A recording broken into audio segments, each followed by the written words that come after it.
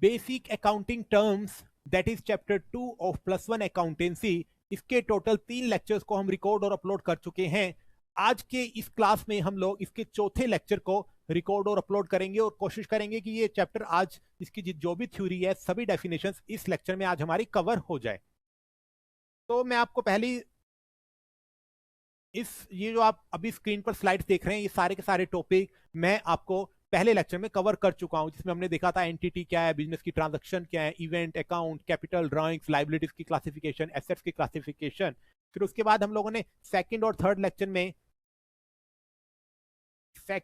Lecture में हम लोगों ने ये सारे टॉपिक कवर किए थे जो आप मेरी स्लाइड पर देख रहे हैं। रिसीट्स मतलब पैसा कहां से आता है बिजनेस को, वो उसकी क्लासिफिकेशन, एक्सपेंडिचर, बिजनेस जो खर्चा करता है उसकी क्लासिफिकेशन क्या है, फिर गुड्स और स्टॉक, इन्वेंट्री देखा था हमने, देखा था purchase, sales, purchase return, sales return, profit loss, gain, income.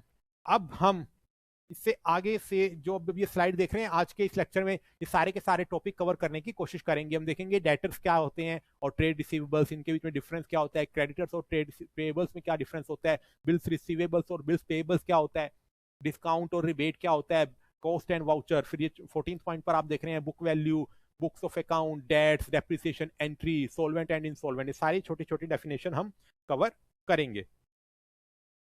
ठीक है जी। तो सबसे पहले हम डेटर्स और ट्रेड रिसीवेबल से शुरुआत करते हैं। डेटर्स तो मैं आपको अब तक के लेक्चर में कई बार बता चुका हूं कि जो इसको भी हमारे बिजनेस ने माल उधार पर दिया तो हमने उससे पैसे लेने हैं। माल हमने उसको उधार पर दिया, उससे पैसे लेने हैं, तो इसलिए हमारे वो कहलाते हैं डेटर्स। अब ये सिंपली मैं इसको कहूँ ना, गुड्स या फिर सर्विसेज आपने क्रेडिट पर इसको दे दी है, डेटर्स। ठीक है, ये तो हमारे कहलाते हैं डेटर्स। अब ट्रेड रिसीवेबल्स क्या होता है? ट्रेड रिसीवेबल्स में ना एक तो डेटर्स तो इंक्लूड होता ही होता है, डेटर्स के अलावा हम बिल्स रिसीवेबल्स को इंक्लूड करते हैं। ठीक है, बिल्स रिसीवेबल्स यानी कि बीआर बोल देते हैं, बिल्स रिसीवेबल। तो debtors plus bills receivables is called trade receivables. अब देखिए इस डेफिनेशन मैं आपको ये टॉपिक समझाऊं, सबसे पहले मैं आपको बिल्स रिसीवेबल और बिल्स पेएबल ही समझा देता हूं कि आप देखिए बिल्स रिसीवेबल और बिल्स पेएबल क्या होता है, फिर आपको डेटर्स और ट्रेड रिसीवेबल्स की टर्म को समझने में और भी आसानी होगी। आप एक एग्जांपल के माध्यम से मैं आपको बिल्स रिसीवेबल और बिल्स पेएबल समझाता हूं। मैंने अपने एग्जांपल शुरुआत से मैं आपको एक ही एग्जांपल लेके चल रहा हूं। मैंने एक फैक्ट्री डाली है डेक्स्टर इंग्लैंड। मैंने डेक्स्टर इंग्लैंड नाम से एक नया बिजनेस शुरुआत किया है जिसका काम है रेडीमेड गारमेंट्स को बनाना। वो रॉ मटेरियल से रेडीमेड गारमेंट्स बनाता है। अब डेक्स्टर इंग्लैंड जो मेरी एंटिटी है, इसने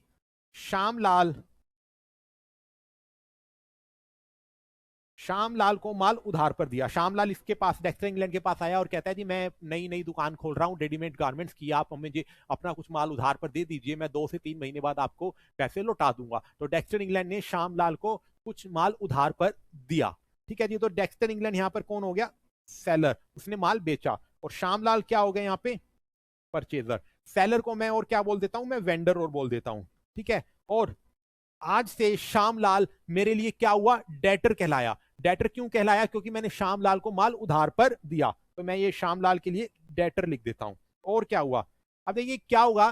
डेक्स्टर इंग्लैंड इसको कहता है जी ठीक है श्यामलाल जी, तुम मेरे से माल तो उधार पर ले जाओ, लेकिन ना आपको ना एक बिल्स पर साइन करके देने पड़ेंगे। मैं एक बिल्स रिसीवेबल आपके बिहाफ पर लिखूंगा और आप बिल्स रिसीवेबल को साइन करके मुझे वापस लौटा देना।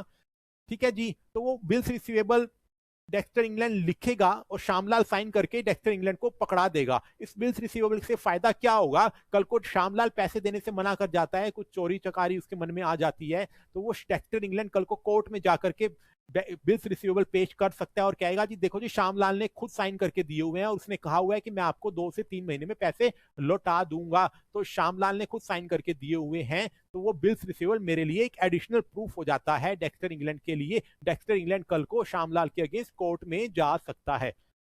अब देखिए डेक्स्टर इंग्लैंड ना यहां पर एक बिल लिखेगा। डेक्स्टर इंग्लैंड बिल लिखेगा, इसलिए डेक्स्टर इंग्लैंड क्या कहलाएगा? ड्रोवर। और श्यामलाल यहां पर कहलाएगा ड्रॉई। अब बिल कुछ इस तरीके से लिखा जाएगा, बिल में लिखा जाएगा कि I am Shyamlal would pay rupees 50,000 60,000 जितने का भी उसने माल उधार लिया, माल उधार पर लिया 50,000 to Dexter England after 3 months। ठीक है, इस तरीके से एक बिल लिखा गया और इस बिल पर डेक्स्टर इंग्लैंड ने अपने साइन कर दिए। डेक्स्टर इंग्लैंड ने साइन किए, अब क्या हुआ, श्यामलाल ने भी अपने साइन किए। अब श्यामलाल ने साइन किए और श्यामलाल ने साइन करने के बाद ये बिल वापस डेक्स्टर इंग्लैंड को पकड़ा दिया। ठीक है जी, अब डेक्स्टर इंग्लैंड ने यहां पर क्या करा, बिल को ड्रॉ किया और श्यामलाल ने क्या किया, एक्सेप्ट कर लिया बिल को। बिल को एक्सेप्ट करने के बाद इसने डेक्स्टर इंग्लैंड को ये बिल पकड़ा दिया। अब ये डेक्स्टर इंग्लैंड के पास ये बिल रहेगा, कल को वो कोर्ट में जा सकता है। अब ये देखिए, जब डेक्स्टर इंग्लैंड ने इस बिल के अगेंस्ट पैसा लेना है, इसलिए ये कहलाएगा बिल्स रिसीवेबल। ये डेक्स्टर इंग्लैंड के लिए क्या कहलाएगा, बिल्स रिसीवेबल। श्यामलाल ने इस बिल के अगेंस्ट पैसा देना है तो श्यामलाल के लिए ये कहलाएगा बिल्स पेबल। ठीक है जी, तो ये बिल्स पेबल और बिल्स रिसीवेबल होते हैं। यहां पर डेक्स्टर इंग्लैंड ने श्यामलाल से पैसा लेना था तो इसलिए बिल्स रिसीवेबल कहलाएगा। कल को डेक्स्टर इंग्लैंड किसी से माल उधार पर लेकर भी आएगा तो वो सेकंड वाली पार्टी बिल लिखेगी और डेक्स्टर इंग्लैंड से साइन करवा लेगी। तो जब डेक्स्टर इंग्लैंड किसी से माल उधार पर लेकर के आया और उसने बिल साइन करके दूसरी पार्टी को दे दिया, तो उस बिल के अगेंस्ट जब डेक्स्टर इंग्लैंड ने पैसा देना होगा तो वो उसके लिए बिल्स पेबल बन जाएगा। फिलहाल इस एग्जांपल में डेक्स्टर इंग्लैंड के लिए बिल्स रिसीवेबल है और श्यामलाल के लिए बिल्स पेबल है। बस चीज यही है आपको। आइए अब हम डेटर और क्रेडिटर की स्लाइड पर मैं आपको ले चलता हूं।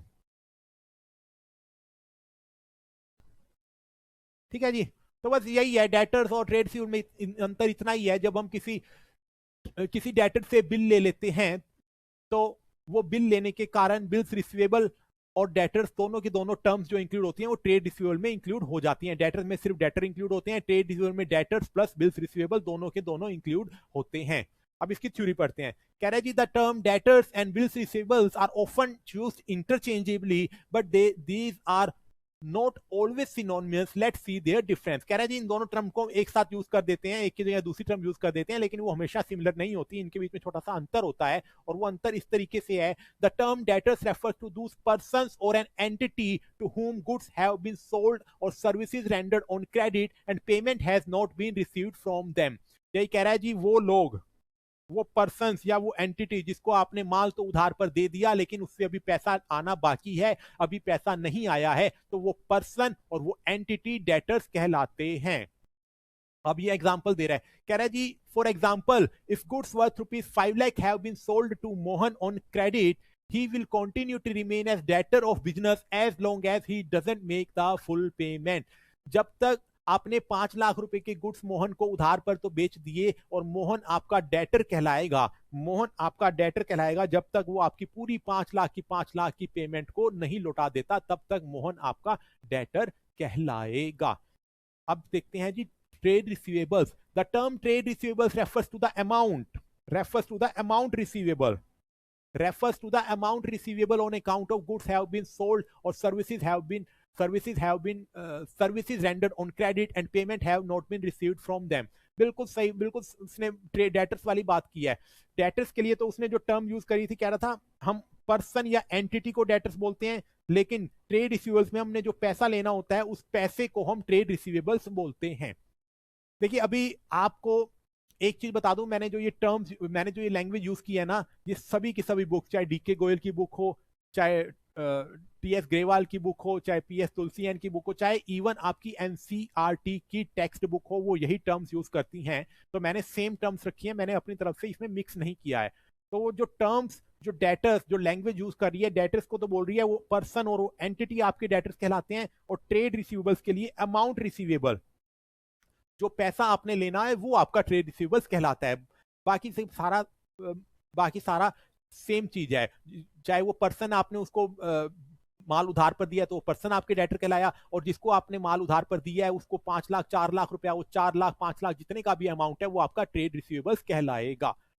ठीक है जी। अब कह रहे हैं trade receivables include both trade debtors and bills receivables. ये बहुत मेन डिफरेंस है। ट्रेड रिसीवेबल्स में डेटर्स के अलावा जिन डेटर्स से हम बिल्स रिसीवेबल पे साइन करवा लेते हैं, तो वो डेटर्स प्लस जिस डेटर से हमने बिल्स रिसीवेबल साइन कराए हैं दैट इज बिल्स रिसीवेबल्स, वो दोनों के दोनों ट्रेड रिसीवेबल्स में इंक्लूड होते हैं।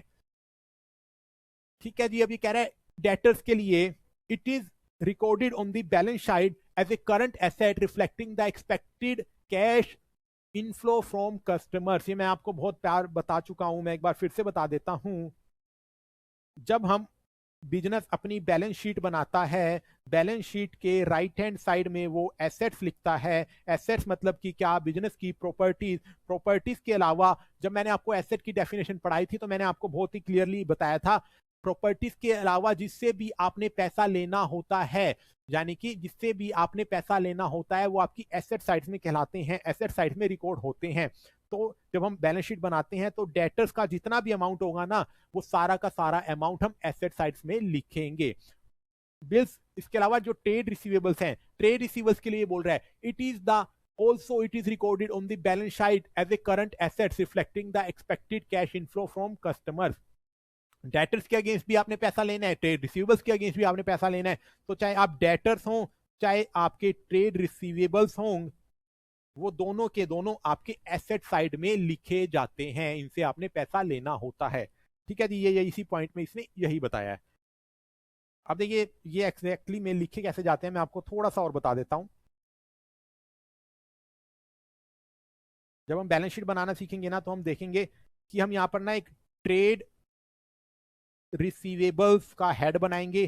ट्रेड रिसीवेबल्स के अंदर हम लिखेंगे डेटर्स कितने हैं आपके, कितने लोगों से आपने पैसा उधार लेना है, और फिर बिल्स रिसीवेबल्स अलग से लिखेंगे, कितने तो आपके डेटर्स हैं और कितने बिल्स रिसीवेबल आपने उनसे बिल्स ले लिया है। तो इस तरीके से हम एक हेड बनाएंगे और इसको डेटर्स और बिल्स रिसीवेबल इस तरीके से इसकी प्रेजेंटेशन करेंगे।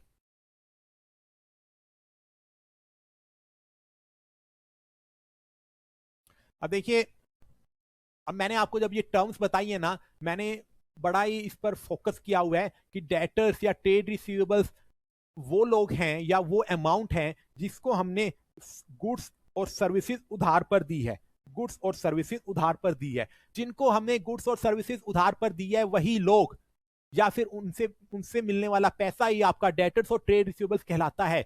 लेकिन बिजनेस में कई बार ऐसा भी तो हो सकता है ना, क्या हो सकता है कि हमने किसी से पैसा लेना है लेकिन हमने उसको गुड्स उधार पर नहीं दी है, या फिर हमने उसको सर्विसेज उधार पर नहीं दी है। एग्जांपल के तौर पर मैं मान के चलता हूं कि मेरी बिजनेस में फिक्स्ड एसेट कड़ी थी 5 लाख रुपए की, मैंने लैंड एंड बिल्डिंग 5 लाख की ली थी, मैंने आज से 2-3 साल बाद वो लैंड एंड बिल्डिंग 7 लाख रुपए में बेच दी। अब वो 7 लाख रुपए जिसको मैंने लैंड एंड बिल्डिंग बेची उससे मैंने पैसा लेना है क्योंकि मैंने उसको लैंड एंड बिल्डिंग उधार पर दी है।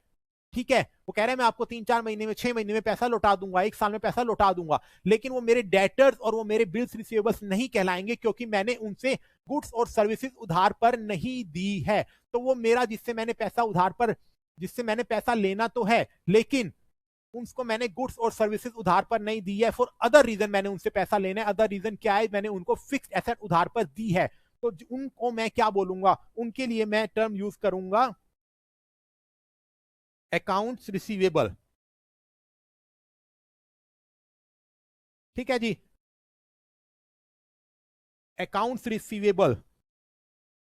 अल्टीमेटली तो मैंने देखिए अकाउंट्स रिसीवेबल भी वो हैं जिनसे मैंने पैसा लेना है, मेरे ट्रेड रिसीवेबल्स भी वो हैं जिनसे मैंने पैसा लेना है, मेरे डेटर्स भी वही हैं जिनसे मैंने पैसा लेना है, मेरे बिल्स रिसीवेबल्स भी वही हैं जिनसे मैंने पैसा लेना है। तो जिनसे भी आपने पैसा लेना होता है वो आपके एसेट साइड्स में जाते हैं। ठीक है जी। अब डेटर्स तो क्या है, जिसको आपने माल और सर्विसेज उधार पर दिए हैं। बिल्स रिसीवेबल क्या है, आपने माल और सर्विसेज उधार पर दिए, उनसे आपने एक एडिशनल बिल्स पर भी साइन करवा लिया। और अकाउंट्स रिसीवेबल क्या है, अकाउंट्स रिसीवेबल वो है जिनसे मैंने गुड्स और सर्विसेज उधार पर तो नहीं लिया लेकिन अदर देन गुड्स और सर्विसेज उधार पर लेने के अलावा भी मैंने उनसे पैसा लेना है। एग्जांपल के तौर पर मैंने उनको फिक्स्ड एसेट उधार पर बेच दी, इसलिए मैंने उनसे पैसा लेना है, तो वो मेरे अकाउंट्स रिसीवेबल में इंक्लूड होंगे। ठीक है जी। तो ये मैंने जो नोट दिया हुआ है ना, ये नोट ये आपको यही बता रहा है, कह रहा है जी accounts receivable for a reason other than sale of goods और rendering of services, say sale of machinery is not included in debtors, other than sale of goods or rendering of services। किसी को आपने goods और services उधार पर दी है, उससे अलग अगर आपने किसी से पैसा लेना है तो वो आपके डेटर्स में इंक्लूड नहीं होते हैं. Now accounts receivable is A border term that includes all outstanding payment owed to a business, whether from trade transaction or other resources. Account receivable can include non-trade receivables like loan to employees, tax refund, insurance claim, etc. ठीक है जी, आपने किसी से पैसा लेना है, चाहे आपने उसको कोई मशीनरी उधार पर दे दी, या कई बार आपने गवर्नमेंट को टैक्स ज्यादा दे दिया तो आपका टैक्स रिफंड निकल करके आ जाता है. बहुत हायर की बात है, लेकिन इतना ही समझ लीजिए, कई बार आपने गवर्नमेंट को टैक्स ज्यादा देते हैं तो आपका टैक्स रिफंड निकल करके आ जाता है. तो टैक्स रिफंड का अमाउंट, कई बार आपके पास इंप्लॉई आ जाते हैं आपके कंपनी के, कहते हैं जी हमें 2-4 महीने के लिए कुछ पैसा उधार पर दे दो, मैं आपके सैलरी से काटते रहना. तो आपने लोन दे दिया अपनी इंप्लॉइज को, या आपने सेल ऑफ फिक्स्ड एसेट कर दी क्रेडिट पर,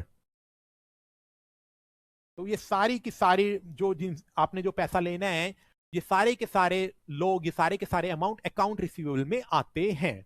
बिल्कुल सही बात है जी. आइए हम अगला टॉपिक अब देखते हैं. अब क्रेडिटर्स और ट्रेड पेबल्स क्या है? वही है जी, आपने किसी से गुड्स और सर्विसेज ले लिया, उधार पर ले लिया, आपने किसी से गुड्स और सर्विसेज उधार पर ले लिया. अब आपने उनको जो पैसा देना है, आपने उनको जो पैसा देना है वो क्रेडिटर्स कहलाएंगे. अब क्या हुआ, आपने जिससे गुड्स और सर्विसेज उधार पर लिया, उसने आपसे एक बिल पर साइन करवा लिए. अब उस बिल के अगेंस्ट आपने पैसा देना है, इसलिए वो आपके बिल्स पेएबल कहलाएंगे. तो वो बिल्स पेएबल और क्रेडिटर्स, ये दोनों की दोनों टर्म्स, क्रेडिटर्स और बिल्स पेएबल, ये दोनों की दोनों टर्म्स आपके ट्रेड पेएबल्स में इंक्लूड हो जाएंगी. बिल्कुल सही बात है, बिल्कुल सिंपल सी बात है. आइए देखते हैं. कह रहे हैं the term creditors and trade payables are often used interchangeably but are not always synonymous. Let's see their difference. Creditors और ट्रेड पेएबल्स में थोड़ा सा अंतर होता है, ये अब उस अंतर को देखते हैं. The term trade creditors, the term trade creditors refer to those person or entity from whom goods have been purchased or services have been procured on and payment have not been paid. जिससे आपने goods तो purchase कर लिया, service तो उधार पर ले लिया, लेकिन अभी पैसा नहीं दिया, वो आपके क्रेडिटर्स कहलाते हैं. For example, goods worth ₹5 lakh have been purchased from Mohan on credit. He will continue to remain the creditor of business as long as we doesn't make the full payment to him. हमने 5 लाख रुपए का goods उधार पर मोहन से ले आए, अब वो मोहन जो है आपके क्रेडिटर कहलाएंगे तब तक आप उसको 5 के 5 लाख पूरी पेमेंट आप उसको नहीं दे देते हैं. The term trade payables refers to amount payables on account of goods have been purchased or services have been procured on credit and payment have not been made to them. ठीक है जी, आपने वो उससे गुड्स ले लिया, services ले लिया उधार पर, लेकिन अभी उसको पेमेंट नहीं मेड करी है, पेमेंट नहीं दी है, तो आपके ट्रेड पेएबल्स कहलाते हैं. ट्रेड पेएबल्स में आपके ट्रेड क्रेडिटर्स भी इंक्लूड होते हैं और बिल्स पेएबल भी इंक्लूड होते हैं. अब वही कह रहा है जी, क्रेडिटर्स के लिए it is recorded on the balance sheet side as a current liability reflecting the expected cash outflow to the supplier. ठीक है जी, मैं फिर से बता दूं, जब बैलेंस शीट बनाते हैं तो बैलेंस शीट के लेफ्ट हैंड साइड में आप लायबिलिटीज लिखते हैं. लायबिलिटीज में आपने जो जिन लोगों से कर्ज लिया होता है, उधार लिया होता है, बैंक लोन लिया होता है, वो सब हम लायबिलिटी साइड में लिखते हैं. अब ये क्रेडिटर्स क्या हैं? अब ये क्रेडिटर्स, आपने माल उधार पर लिया हुआ है, इनको पैसा देना है, तो वो क्रेडिटर्स आपके लायबिलिटी साइड में जाएंगे. ठीक है जी, अब मैं आपको दिखाता हूँ ये एक्चुअल में रिकॉर्ड कैसे होते हैं. अब यहाँ पर क्या होता है, हम लोग यहाँ पर एक हेड बनाते हैं ट्रेड पेएबल्स का. ट्रेड पेएबल्स में हम देखेंगे ट्रेड पेएबल में कितने क्रेडिटर्स, कितने लोगों को आपने पैसा देना है, और हम आपके कितने बिल्स पेएबल खड़े हैं, ऐसे क्रेडिटर जिसको हमने बिल पे साइन करके दिए हुए हैं. ठीक है जी, तो ट्रेड पेएबल्स के हेड में हम क्रेडिटर्स अलग से लिखेंगे और बिल्स पेएबल अलग से लिखेंगे. ठीक है जी, तो ये आपका ट्रेड पेएबल्स कहलाएगा. अब वही फिर से बात वही आ जाती है कि आपने कई बार क्या होता है, आपने लोगों को पैसा तो देना है, लेकिन उससे कोई सर्विसेज, कोई गुड्स उधार पर नहीं लिया, उसको उसके अतिरिक्त आपने पैसा देना है. तो वो पैसा आपका कैसे, कहां पर रिकॉर्ड होगा? वो आपका पैसा अकाउंट्स पेएबल में इंक्लूड होता है. अकाउंट्स पेएबल में क्या हो सकता है, कई बार क्या होता है, आपने बिजनेस के एक्सपेंडिचर इंकर तो कर दिए लेकिन अभी पे नहीं किए। मान लेते हैं फरवरी मार्च 2 महीने का रेंट आपने अपनी फैक्ट्री के लिए, फैक्ट्री आउटलेट के लिए इंकर्ड तो हो गया लेकिन अभी दिया नहीं है। ठीक है, तो हम लिखेंगे आउटस्टैंडिंग एक्सपेंस करके हम इसका हेड बनाएंगे। इसके अलावा आपने गवर्नमेंट को टैक्स ड्यू हो गया, गवर्नमेंट का टैक्स अभी आपने दिया नहीं है, तो ठीक है, कोई टैक्स पेबल का जो अमाउंट होगा, देखिए ये सारे के सारे अमाउंट जो अभी देख रहे हैं other than goods and services procured on credit, जो भी अमाउंट होगा वो ट्रेड पे अकाउंट्स पेबल में जाएगा। बिल्कुल जी, तो ये वही इसकी थ्योरी बता रहा है। ट्रेड पेबल्स पढ़ते हैं, कह रहा है it is recorded on the balance sheet side as a current liability reflecting the expected cash outflow to the supplier. बिल्कुल जी बिल्कुल, चाहे क्रेडिटर्स हो चाहे ट्रेड पेबल्स हो, वो आपके लायबिलिटी साइड में जाएंगे, आपकी करंट लायबिलिटी में जाएंगे, क्योंकि आपने उनको साल भर के अंदर अंदर पैसा देना है। Note the term note accounts payable for a reason other than purchase of goods or services, आपने किसी को पैसा देना है लेकिन other than purchase of goods और रेंडरिंग ऑफ सर्विसेज, आपने किसी को पैसा देना है तो वो पैसा आपका क्रेडिटर्स में इंक्लूड नहीं होता है।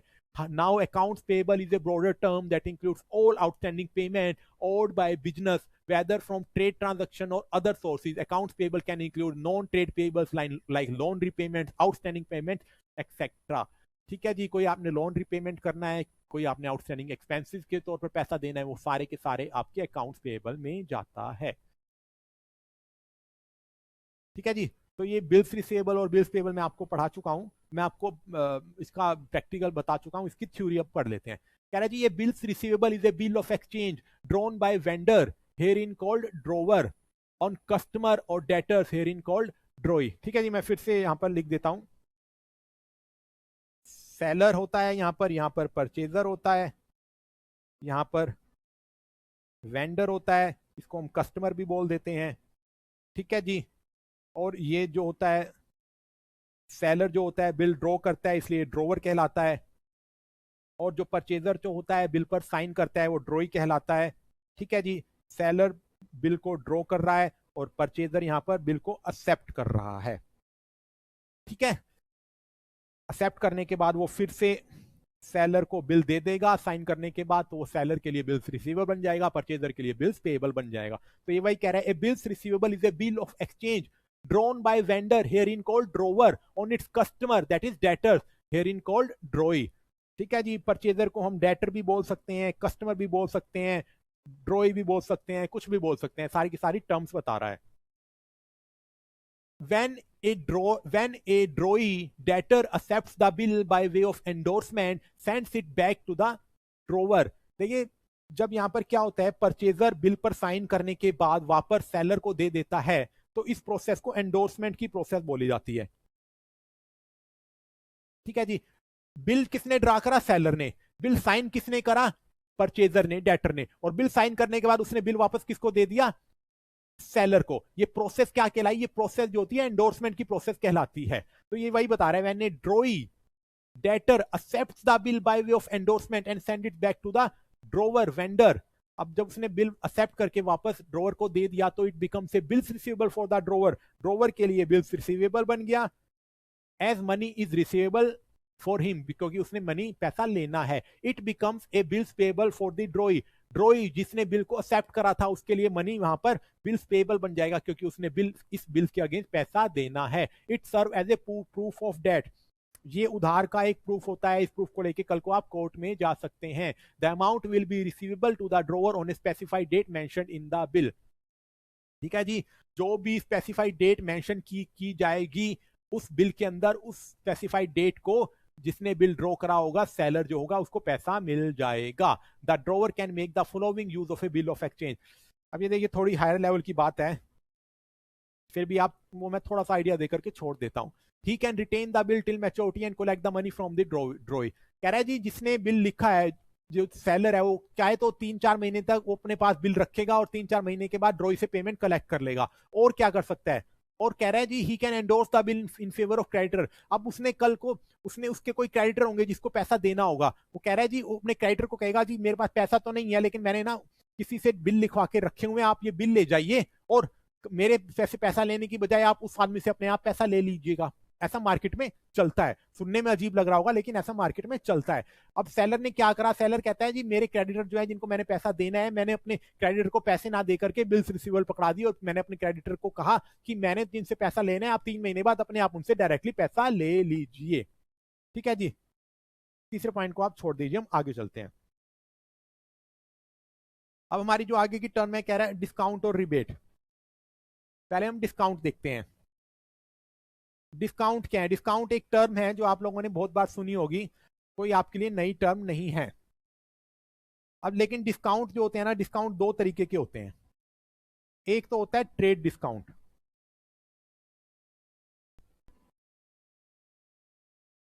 आप ट्रेड डिस्काउंट बड़ी कॉमन टर्म है। आप कहीं जाइए, किसी भी दुकान पर कपड़े लेने चाहिए, कंप्यूटर लेने चाहिए, स्टेशनरी लेने चाहिए, उन पर अमाउंट लिखा होगा।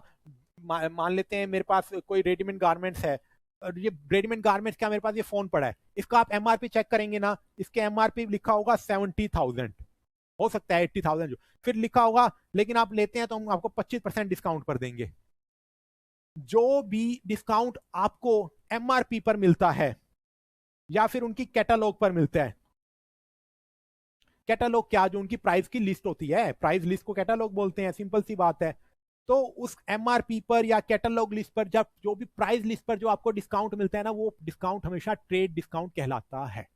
ठीक है जी, बड़ी कॉमन सी टर्म है। आज की डेट में आपका कोई माल 100 रुपए का बनता है ना, तो उस पर एमआरपी दुकानदार 1000 रुपए लिख देते हैं और फिर कहेंगे जी 90% डिस्काउंट, कस्टमर को अट्रैक्ट करने की उनकी पॉलिसी होती है। तो ये ट्रेड डिस्काउंट तो बड़ी कॉमन टर्म है, आपको हर जगह देखने को मिलती होंगी। ठीक है जी, तो अब ट्रेड डिस्काउंट का फंडा और थोड़ा सा मैं आपको समझाता हूं। मैंने आपको प्रॉफिट एंड लॉस अकाउंट बताया था, प्रॉफिट एंड लॉस अकाउंट मैंने आपको बताया हुआ है। प्रॉफिट एंड लॉस अकाउंट जब हम बनाते हैं तो इसके राइट हैंड साइड में, यानी कि क्रेडिट साइड में, हम जितनी भी इनकम होती है, सेल जो होती है, सेल हमारी इनकम है वो लिखते हैं, और इसके लेफ्ट हैंड साइड में जो कि डेबिट साइड होती है, हम बिजनेस के सारे खर्चे लिखते हैं। कुछ हम रॉ मटेरियल परचेज करके लाए तो उसको परचेज में लिख देते हैं। ठीक है, कोई हमने रॉ मटेरियल को बनाने में कुछ वेजेस पे करी तो वेजेस लिख देते हैं। ठीक है, कोई रॉ मटेरियल को अपनी फैक्ट्री तक लाने में हमने जो खर्चा किया ट्रांसपोर्टेशन का, वो लिख देते हैं। इसके अलावा ये तीनों खर्चे लेस करने के बाद जो हमारा प्रॉफिट आता है उसको हम ग्रोस प्रॉफिट बोल देते हैं। ठीक है, फिर क्या होता है, फिर और भी बिजनेस में बड़े सारे खर्चे होते हैं। और क्या खर्चे होते हैं, कोई बिजनेस ने रेंट पे किया, बिजनेस ने कोई इलेक्ट्रिसिटी का खर्चा पे किया, बिजनेस ने बैंक से जो लोन लिया हुआ है, लोन के ऊपर वो इंटरेस्ट पे करेगा, इंटरेस्ट ऑन बैंक लोन, वो सारा का सारा खर्चा होता है। ठीक है जी, तो सारे के सारे इस तरीके से P&L बनते हैं। मैं आपको अभी ये क्यों बता रहा हूं, मैं आपको समझाता हूं। अब मान लेते हैं कि बिजनेस ने डिस्काउंट दिया, उसका कोई प्रोडक्ट था 10,000 रुपए का, 10,000 के ऊपर उसने 50% एमआरपी डिस्काउंट दे दिया, ट्रेड डिस्काउंट दे दिया, और 5,000 रुपए का उसको सेल कर दिया। अब जब हम यहाँ पे सेल लिखेंगे ना, तो यहाँ पे हम 5,000 रुपए की सेल लिखेंगे, हम 10,000 रुपए की सेल रिकॉर्ड नहीं करेंगे। बस, ट्रेड डिस्काउंट आप बिजनेस में कहीं भी शो नहीं करते हैं। ट्रेड डिस्काउंट आपको भी पता है, बिजनेस एक कस्टमर को अट्रैक्ट करने की पॉलिसी होती है। ट्रेड डिस्काउंट बिजनेस में कहीं पर नहीं जाता है। कोई भी खर्चे के तौर पर ना आपको यहाँ पर ट्रेड डिस्काउंट कभी भी देखने को नहीं मिलेगा। कोई भी खर्चे के तौर पर ट्रेड डिस्काउंट नहीं लिखा जाएगा, आप सीधा सेल ही लिख देंगे 5,000 रुपए की। ठीक है जी, बस यही आपका ट्रेड डिस्काउंट होता है। अब इसको समझिए। Discount is of two type. Trade discount is the reduction in selling price of the goods. जो भी सेलिंग प्राइस, गुड्स के सेलिंग प्राइस पर आपको रिडक्शन मिलती है, वो ट्रेड डिस्काउंट कहलाता है। It is allowed by the seller to customer at a fix percentage on list और कैटलॉग प्राइस ऑफ गुड्स। जो भी उन्होंने प्राइस की एक कैटलॉग बना रखी है, एक लिस्ट बना रखी है, उस पर फिक्स परसेंटेज आपको डिस्काउंट जो होता है वो ट्रेड डिस्काउंट कहलाता है। Trade discount is not recorded in the books of account. Sales are recorded at net value by the seller. Sales less trade discount. Similarly purchase are recorded on the net value by purchaser. Purchase less trade discount. यही मैंने आपको बताया है, जो भी आप sale record करेंगे, sale को डिस्काउंट लेस करने के बाद आप सेल रिकॉर्ड करेंगे, और ट्रेड डिस्काउंट को कभी भी आपने इस तरीके से बुक्स में रिकॉर्ड नहीं करेंगे। अब परचेजर जो आपका गुड्स परचेज करके लाया ना, परचेजर कितने का गुड्स परचेज करके लाया, 5,000 रुपए का। जब परचेजर आगे जाकर के अपना प्रॉफिट एंड लॉस अकाउंट बनाएगा ना, तो यहाँ पर वो जो परचेज रिकॉर्ड करेगा ना, वो 5,000 रुपए की परचेज रिकॉर्ड करेगा, वो 10,000 रुपए की परचेज रिकॉर्ड नहीं करेगा। ठीक है जी। लेकिन दूसरे तरीके का एक डिस्काउंट होता है। दूसरे तरीके का डिस्काउंट क्या है? Cash discount. कैश डिस्काउंट क्या है? आप जब भी किसी को गुड्स उधार पर देते हैं तो आपको उसको कुछ ना कुछ 2 महीने 3 महीने का कुछ ना कुछ आप पीरियड देते हैं ना, तो वो कई बार क्या होता है, 3 महीने मान लेते हैं कोई आपके पास गुड्स उधार पर लेने आया, आपने उसको कहा कि 3 महीने के लिए तो मेरे को पेमेंट बाद में दे दियो, 3 महीने के लिए मैंने उसको उधार पर गुड्स दे दिया, लेकिन वो 2 महीने बाद ही हमारे को आकर खड़ा हो गया या फोन आ गया, उसको कहता है जी मेरे से आप पेमेंट अभी ले लो, मेरे पास पेमेंट आ गई, लेकिन आप मुझे कुछ छोटा मोटा डिस्काउंट दो क्योंकि मैं आपको 1 महीने पहले पेमेंट कर रहा हूं। तो इस तरीके के डिस्काउंट मार्केट में चलते हैं। और जो समय से पहले पेमेंट कर देता है या ऑन द स्पॉट ही कुछ कहता है जी कैश मेरे से अभी ले लो, तो वो कैश डिस्काउंट जो कहलाते हैं, वो डिस्काउंट कैश डिस्काउंट कहलाते हैं। ये सेल प्राइस पर नहीं होता है, ये कैश जल्दी आने के कारण ये डिस्काउंट होता है। कह रहे जी cash discount is allowed to the customer for making prompt payment. जल्दी पेमेंट के कारण कस्टमर को डिस्काउंट हम दे देते हैं। It is an expense for the party allowing the discount and income for the party receiving the cash discount. It is recorded in the books of account for both purchaser and seller. ठीक है जी। Trade discount तो आप books में record नहीं करते, अब तक आप समझ चुके हैं। आप कैश डिस्काउंट देखते हैं। अब मान के चलते हैं जो ये 10,000 रुपए की गुड्स थी ना, ये एमआरपी भी 10,000 की थी और उसको 10,000 में बेच दी गई, और इसको कहा गया तो मुझे ना 3 महीने के बाद पेमेंट दे दियो ये, लेकिन ये 2 महीने के बाद ही पेमेंट लेकर के आ गया, और 2 महीने के बाद ये पेमेंट लेकर के आ गया तो इसने हमारे को 1 महीने की अर्ली पेमेंट कर दी। तो हमने इसको जो ये डिस्काउंट दे दिया ना, तो ये डिस्काउंट हमारे लिए कहलाया 50% का डिस्काउंट, हमने उसको कैश डिस्काउंट दे दिया।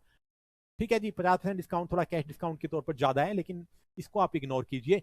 अब ये 1 महीने पहले प्रॉम्प्ट पेमेंट इसने हमारे को कर दी, तो हमने इसको क्या दिया, ये कैश डिस्काउंट दे दिया 50% का। अब हम इसको किस तरीके से बिजनेस में रिकॉर्ड करेंगे? अब हम जो बिजनेस में सेल रिकॉर्ड करेंगे ना, वो हम 5,000 की सेल रिकॉर्ड नहीं करेंगे, हम 10,000 रुपए की सेल रिकॉर्ड करेंगे।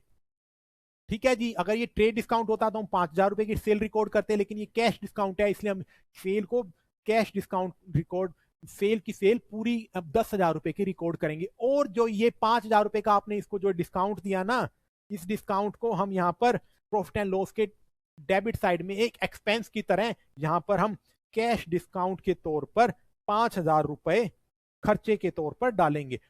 फर्क हिसाब वही पड़ा। यहां से 10,000 से जब ये 5,000 रुपए लेस करेंगे तो 5,000 रुपए की इनकम आई थी उसकी, और जब आपने ट्रेड डिस्काउंट दिया तब भी उसकी 5,000 रुपए की इनकम आई। लेकिन ये रिकॉर्डिंग का तरीका है, कैश डिस्काउंट हमेशा बिजनेस में रिकॉर्ड होता है। अब परचेजर क्या करेगा? परचेजर जब अपने बुक्स एंड अकाउंट बनाएगा ना, तो परचेजर अपनी बुक्स में परचेज को 5,000 रुपए की बुक्स रिकॉर्ड नहीं करेगा, वो 10,000 रुपए की परचेज इंक्लूड करेगा, और 5,000 रुपए का जो उसको कैश डिस्काउंट मिल गया वो अपनी इनकम के तौर पर प्रॉफिट एंड लॉस अकाउंट के क्रेडिट साइड में, जब वो जहां पर सेल आती है वहां पर वो कैश डिस्काउंट के तौर पर 5,000 रुपए की अपनी इनकम रिकॉर्ड करेगा। ठीक है जी। तो अल्टीमेटली उसका खर्चा कितने का हुआ? 10,000 में से जब वो 5,000 लेस करेगा तो उसका खर्चा 5,000 रुपए का ही होना। इसका इंपैक्ट भी वही पड़ा, लेकिन इस तरीके से इसको बिजनेस में रिकॉर्ड किया जाता है। ठीक है जी। प्रॉफिट एंड लॉस अकाउंट में आपको बता चुका हूं जो भी सारी आपकी बिजनेस की इनकम होती है। इसके अलावा कोई डिविडेंड की इनकम होगी बिजनेस की, कोई आपको इंटरेस्ट मिल जाएगा, कोई आपको रेंट मिल जाएगा, वो सारे के सारे प्रॉफिट एंड लॉस अकाउंट के क्रेडिट साइड में जाएंगे। इन्हीं के साथ जब आपको कोई कैश डिस्काउंट भी मिलता है तो कैश डिस्काउंट भी प्रॉफिट एंड लॉस अकाउंट के क्रेडिट साइड में हम रिकॉर्ड करते हैं। तो ये यही बता रहे हैं हमारे को, कह रहा है जी कैश डिस्काउंट जो होता है बुक्स में रिकॉर्ड किया जाता है। परचेजर और सेलर दोनों के दोनों कैश डिस्काउंट को रिकॉर्ड करते हैं। ठीक है जी। अब रिबेट क्या है? कई बार क्या होता है जी, आपने किसी को माल बेच दिया। अब माल आपने किसी को बेच दिया ना, उसने घर जाके माल खोला तो उसने देखा यार माल उसने जो मेरे को बेचा है ना, माल में थोड़ा सा कुछ ना कुछ डिफेक्ट है। आपके डेटर जिसको आपने माल उधार पर दिया या कैश पर दिया, आपका परचेजर, उसने आपको फोन मिलाया, कहता है जी आपने जो मेरे को माल उधार पर दे दिया वो माल डिफेक्टिव है, वापस ले जाओ। कह रहा है जी आप मेरे को माल वापस मत भेजो, आप मेरे से डिस्काउंट ले लो। जो आपने मेरे को 10,000 रुपए देने थे, आप मेरे को 5,000 रुपए दे देना, 50% का डिस्काउंट ले लो। 50% का ये डिस्काउंट ना कहला कर रिबेट कहलाएगा। तो सेल करने के बाद जो आप डिस्काउंट देते हैं, सेल करने के बाद चाहे वो किसी भी रीजन के हो, कई बार क्या होता है आपने कुछ क्वांटिटी उसको ज्यादा दे दी, आपने उसको 5 क्वांटिटी देनी थी, गलती से 10 क्वांटिटी चली गई, ठीक है, तो वो कह रहा है जी आप मेरे से डिस्काउंट ले लो, माल वापस मत भेजो। क्या हुआ, कई बार कुछ डिफेक्टिव प्रोडक्ट सेल हो गया, तो सेल करने के बाद जो डिस्काउंट कहलाता है वो रिबेट कहलाती है। यही है जी rebate. Rebate, it is the reduction in value of goods allowed by the seller after the purchase of goods have been sold। कह रहा है जी आपने गुड्स बेच दिया, गुड्स बेचने के बाद कुछ आप रिडक्शन कर रहे हैं वैल्यू में, तो वो आपका रिबेट कहलाएगा। रिडक्शन में be allowed in the sale value due to any reason like poor quality, excess supply etcetera. Poor quality की गुड्स चलेगी, आपने उसको गलती से गुड्स ज्यादा सेल कर दी, तो सारे के सारे रिबेट कहलाते हैं। अब है जी कॉस्ट।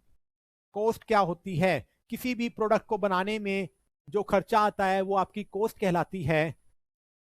या फिर कोई आप चीज परचेज करके लाए, मैं अपने एग्जांपल को कंटिन्यू करता हूं। मेरे एग्जांपल में मैंने जो रेडीमेड गारमेंट्स की फैक्ट्री डाली है, मैं कॉटन कच्चा माल परचेज करके लाया 50,000 रुपए का, ठीक है जी। अब 50,000 कॉटन बड़ी सारी थी, 50,000 रुपए मैंने उसके वेयर हाउस वाले को पकड़ा दी और कहा जी कॉटन 50,000 रुपए की मेरी होगी। वेयर हाउस वाले कहते हैं जी 50,000 रुपए की कॉटन आपकी हो गई। अब वो 50,000 रुपए की कॉटन को मैंने लोड करवाया छोटे ट्रक में, तो वो ट्रांसपोर्टेशन का जो मैंने खर्चा दिया वो 5,000 रुपए मैंने ट्रांसपोर्टेशन वाले को मैंने दे दिया।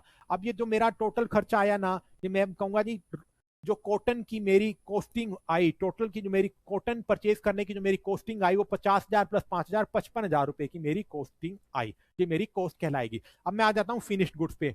इस कॉटन से मैं फिनिश्ड गारमेंट्स बनाऊंगा। अब फिनिश्ड गारमेंट बनाने में मेरे को कितने सारे खर्चे होंगे? सबसे पहले मैं कॉटन परचेज करके लाया, ठीक है जी। कॉटन की मैंने परचेज की कॉस्टिंग लगाई 55,000 रुपए।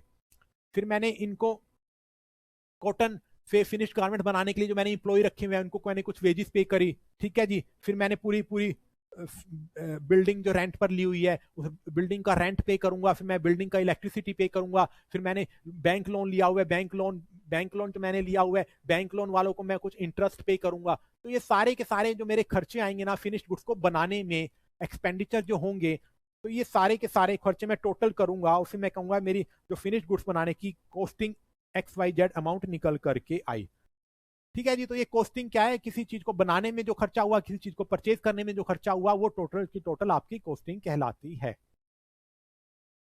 Cost, it is the amount of expenditure incurred और attributable to a specified product और एन एक्टिविटी। किसी भी प्रोडक्ट को बनाने में आपने जो खर्चा किया या उस खर्चे को जो आप कह सकते हैं एट्रीब्यूट कर दिया, तो वो खर्चा क्या कहलाया? एक्सपेंडिचर कहलाया। For example, cost of machinery will include purchase price, freight and installation etcetera. कोई आप बहुत बड़ी मशीनरी बिजनेस के लिए परचेज करके लाए, परचेज करने के साथ आपने उसको लोडिंग का खर्चा, ट्रांसपोर्टेशन का खर्चा, और ट्रांसपोर्टेशन करने के बाद आपने उस मशीनरी को इंस्टॉल कराने के लिए टेक्नीशियन बुलाए, टेक्नीशियन को जो पेमेंट करी वो इंस्टॉलेशन एक्सपेंसिस।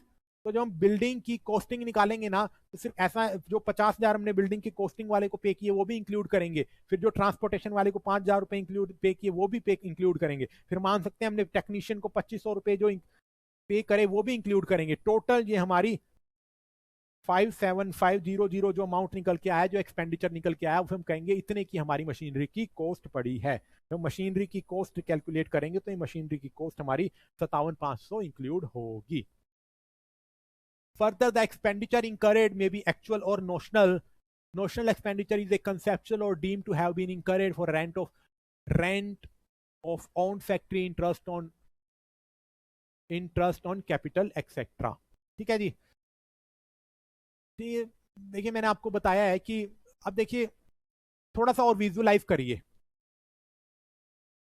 जो भी आपने फैक्ट्री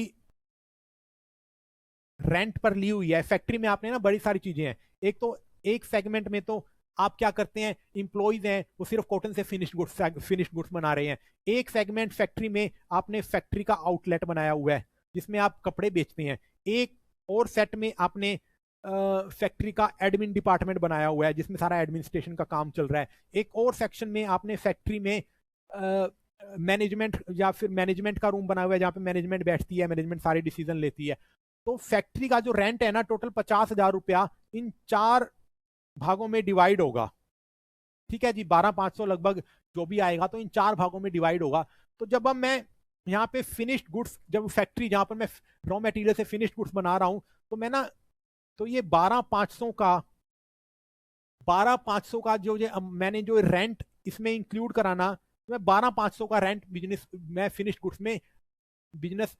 गुड्स के लिए 12,500 का अमाउंट को मैं अलग से यहां पर एलोकेट कर दूंगा। तो ये 12,500 का जो मेरा एक्सपेंडिचर है, ये मेरा एक नोशनल एक्सपेंडिचर था जो मैंने फिनिश्ड गुड्स में एलोकेट कर दिया। जब मैं आउटलेट की कॉस्टिंग निकालूंगा, आउटलेट की कॉस्टिंग जब मैं निकालूंगा तो यहाँ पर 12,500 का रेंट यहाँ पर डाल दूंगा। जब मैं मैनेजमेंट की कॉस्टिंग निकालूंगा तो मैनेजमेंट की कॉस्टिंग में 12,500 डाल दूंगा। जब मैं एडमिन डिपार्टमेंट की कॉस्टिंग निकालूंगा तो एडमिन डिपार्टमेंट की कॉस्टिंग में 12,500 डाल दूंगा। तो 12,500 का जो एक एक्सपेंडिचर है ना, ये एक नोशनल एक्सपेंडिचर है जो मैंने एलोकेट किया है। तो इस पॉइंट में आपको यही सता रहा है।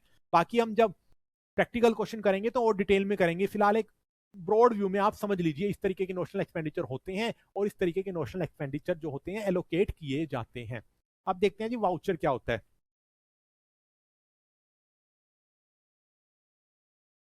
आप कभी भी किसी से गुड्स परचेज करते हैं या गुड्स सेल करते हैं तो आप बिल जरूर देते हैं या बिल जरूर लेते हैं। मैंने मान लेते हैं मैं कॉटन परचेज करके लाया, जिससे मैं कॉटन परचेज करके लाया उसने मेरे को जरूर कुछ ना कुछ बिल दिया होगा जिस पर लिखा होगा कि इसने मेरे से 10 किलो कॉटन ली है, इस क्वालिटी की ली है, जिसका 10 रुपए के हिसाब से ये मेरे 1,000 रुपए इसने देने हैं। ठीक है, कल को मैं किसी को फिनिश्ड गुडमेंट फिनिश्ड गारमेंट्स बेचूंगा तो जिसको भी मैं फिनिश्ड गारमेंट बेचूंगा मैं उसको लिख करके दूंगा कि मैंने उसको लेडीज गारमेंट बेचे हैं या मैंने उसको जेंट्स गारमेंट्स बेचे हैं या मैंने उसको किड्स गारमेंट बेचे हैं, और मैं लिखूंगा मैंने उसको एक पीस बेचा है, कौन सा डिजाइन बेचा है, कितने का बेचा है, तो मैं उसको बिल जरूर दूंगा। तो वो जो बिल जो होता है वो बिल जो होता है सोर्स वाउचर कहलाता है, वही आपका वाउचर होता है। ये तो हो गया आपका सोर्स वाउचर। एक और तरीके का वाउचर होता है। देखिए जब मैं मान लेते हैं मैं क्या हुआ, जब मैं कॉटन परचेज करके लाया 1,000 रुपए की, तो क्या हुआ, देखिए मैं आपको ना थोड़ा डेबिट क्रेडिट अभी इस एग्जांपल में बता ही देता हूं। हर एक ट्रांजैक्शन के ना दो रूप होते हैं, हर एक ट्रांजैक्शन में से कुछ ना कुछ डेबिट भी होता है, कुछ ना कुछ क्रेडिट भी होता है। जब मैं कॉटन परचेज करके लाया ना, जब मैं कॉटन परचेज करके लाया तो मैंने यहाँ पे लिख दिया कॉटन डेबिट। जब मैं कॉटन परचेज करके लाया मैंने उसको पैसा दिया होगा, जो मेरे पास आया वो तो मैं लिख देता हूं डेबिट, और जो मेरे पास गया वो मैं लिख देता हूं credit. To purchase to cash. फिर से देखिए, मैंने यहां पर कॉटन परचेज करके लाया, कॉटन यहां पर जो मैं लेकर के आया वो मेरा हो गया डेबिट, और जो मेरे हाथ से गया मैंने उसको कैश में परचेज किया तो कैश मेरे हाथ से गया तो मैं यहां पे क्या लिख दूंगा, टू कैश, यानी कि कैश यहां पर हो गया क्रेडिट। जो आया वो डेबिट, जो गया वो क्रेडिट। अब जब भी आप कोई बिल सोर्स वाउचर से ना आप एक नए तरीके का वाउचर बनाते हैं, अकाउंटिंग वाउचर, अकाउंटिंग वाउचर में लिखते हैं कि आप इस ट्रांजैक्शन से क्या डेबिट करने वाले हैं और क्या क्रेडिट करने वाले हैं। मैं आपको एक बार दिखा देता हूं। कुछ इस तरीके से अभी आप जो मेरी स्क्रीन पर देख रहे हैं, कुछ इस तरीके से ना इस तरीके की शेप के अकाउंटिंग वाउचर होते हैं। जो भी आपके सोर्स वाउचर होते हैं उस सोर्स वाउचर से हम पता लगाते हैं हम डेबिट क्या करेंगे और क्रेडिट क्या करेंगे। जो भी डेबिट होता है उसको हम डेबिट साइड में लिख देते हैं, जो भी हमारा क्रेडिट होता है उसको हम क्रेडिट साइड में लिख देते हैं। बस यही आपके अकाउंटिंग वाउचर कहलाते हैं। ठीक है जी, और भी डिटेल में कराऊंगा मैं आपको, बस आप ये समझ लीजिए सोर्स वाउचर से हम बिल को सोर्स वाउचर कहते हैं, और सोर्स वाउचर से हमें पता लगाना होता है हमने किसको डेबिट करना है और किसको क्रेडिट करना है। तो वो डेबिट और क्रेडिट आपके अकाउंट वाउचर में रिकॉर्ड होते हैं। अब है जी बुक वैल्यू। ठीक है, मैं आपको बता चुका हूं कोई भी हम फिक्स्ड एसेट परचेज करके लाते हैं, फिक्स्ड एसेट्स आपकी एसेट साइड में रिकॉर्ड होती है। फिक्स्ड एसेट की कुछ ना कुछ वैल्यू हम साल भर साल रिड्यूस करते रहते हैं डेप्रिसिएशन के तौर पर। मान लेते हैं जब फिक्स्ड एसेट 5 लाख रुपए की परचेज करके लाया था, पहले साल में मैंने इसकी वैल्यू 50,000 रुपए की रिड्यूस कर दी, तो 50,000 मेरा लिख रहा है डेप्रिसिएशन। तो 50,000 रुपए रिड्यूस करने के बाद जो मैंने इसमें टोटल वैल्यू इंक्लूड करी, वो टोटल वैल्यू मेरी आई 4,50,000 रुपया। तो मैं अब जो बुक वैल्यू जो मेरी कहलाएगी ना एसेट के लिए, बुक वैल्यू कहलाएगी 4,50,000 रुपया।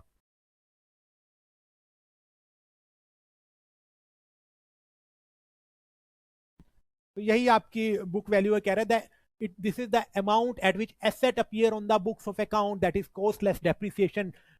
बिजनेस की फिक्स्ड एसेट की कॉस्टिंग में से डेप्रिसिएशन अमाउंट करने के बाद जो पैसा आता है वो आपका बुक वैल्यू कहलाता है। Books of account, books of accounts क्या है, कह रहा है जी ये तो मैं आपको पहले बता चुका हूं, आपकी पहले चैप्टर में मैं आपको बताया था, कोई भी ट्रांजैक्शन होती है तो सबसे पहले हम उसे जर्नल बुक में रिकॉर्ड करते हैं, जो हम क्रोनोलॉजिकल बुक में क्रोनोलॉजिकल ऑर्डर में रिकॉर्ड करते हैं। फिर हम उसके बाद लेजर बुक में ले जाते हैं, लेजर में हम डिफरेंट डिफरेंट अकाउंट बनाते हैं। तो ये जर्नल और लेजर बुक आपके बुक्स ऑफ अकाउंट्स कहलाते हैं। Books of accounts, the records or books in which financial transaction of an entity are recorded and thereafter posted. They include journal and ledger. Bad debts क्या है? Bad debts में मैं आपको बता चुका हूं, जब किसी को आप माल उधार पर देते हैं तो वो आपके डेटर्स कहलाते हैं। जब वो डेटर्स से आप पैसा आपको लगता है कि आप रिकवर नहीं कर पाएंगे तो वो डेटर्स आपके बैड डेट्स बन जाते हैं, ये आपके डेटर्स कहलाते हैं।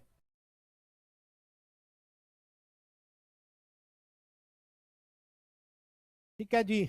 डेप्रिसिएशन, जो भी आप फिक्स एसेट परचेज करके लाते हैं, फिक्स एसेट परचेज करके लाते हैं तो उसकी साल भर साल कुछ ना कुछ आपकी वैल्यू रिड्यूस करनी होती है। तो वैल्यू रिड्यूस करने के बाद जो अमाउंट वो जो रिड्यूस करते हैं वो आपकी डेप्रिसिएशन कहलाती है। एंट्री क्या है? एंट्री क्या है जी? किसी भी ट्रांजेक्शन को जब आप बुक्स ऑफ अकाउंट्स में जर्नल में रिकॉर्ड करते हैं या लेजर में रिकॉर्ड करते हैं तो वो आपकी एंट्री कहलाती है। सोलवेंट, सोलवेंट का मतलब यही है जो आपके पैसे जो आप यहाँ पर आप लोगों ने जो भी बैलेंस शीट बनाई है, बैलेंस शीट में आपने लाइबिलिटी साइड में जो अमाउंट लिखते हैं, आप लाइबिलिटी साइड में सारे के सारे आप कर्ज लिखते हैं। अगर आप इन कर्ज को पे कर सकते हैं, बैंक लोन क्रेडिटर्स को पैसा दे सकते हैं तो आप सोलवेंट कहलाएंगे। अगर इन क्रेडिटर्स को आप पैसा नहीं दे सकते हैं, इन लाइबिलिटीज को आप पैसा नहीं दे सकते तो आप इंसॉल्वेंट कहलाएंगे। ठीक है जी। ठीक है जी, फिलहाल मैं इस लेक्चर को स्टॉप कर रहा हूँ। आगे के लेक्चर में मिलेंगे जिसमें हम चैप्टर की रिवीजन करेंगे और इसके जितने भी प्रकार के आपके क्वेश्चन है, एआर क्वेश्चन है, एमसीक्यू क्वेश्चन हैं, हॉट्स क्वेश्चन है, लगभग वो सारे क्वेश्चन कवर करने की कोशिश करेंगे। अभी के लिए शुक्रिया, धन्यवाद।